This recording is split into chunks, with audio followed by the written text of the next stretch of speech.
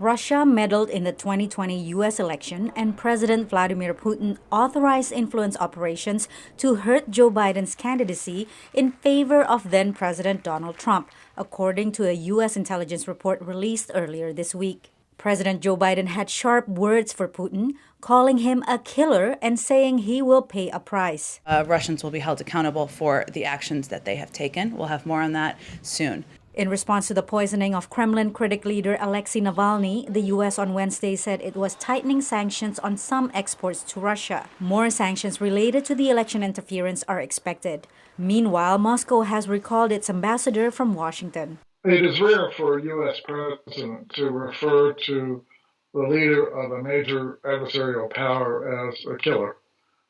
Sometimes ambassadors are withdrawn after insults, for example. And of course, the Biden administration has talked about more sanctions with regard to the SolarWinds cyber attack. So both of those could be factors that will be taken into account. According to the U.S. intelligence report, Russia spread false allegations about then-candidate Biden using Ukrainian operatives working through members of Trump's inner circle, including his personal lawyer, Rudy Giuliani.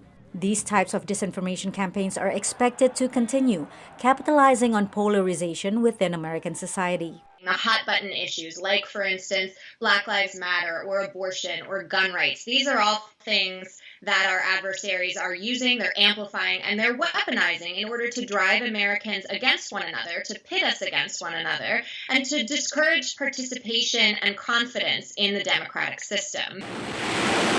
With the U.S. having an overwhelming military advantage, adversaries have resorted to cybersecurity attacks and disinformation campaigns. Working together with Western allies, the U.S. can retaliate through sanctions, visa and banking restrictions targeted to the elites of these countries. If you interfere in our countries, we'll freeze your bank accounts. And we're not going to say beforehand whose bank accounts.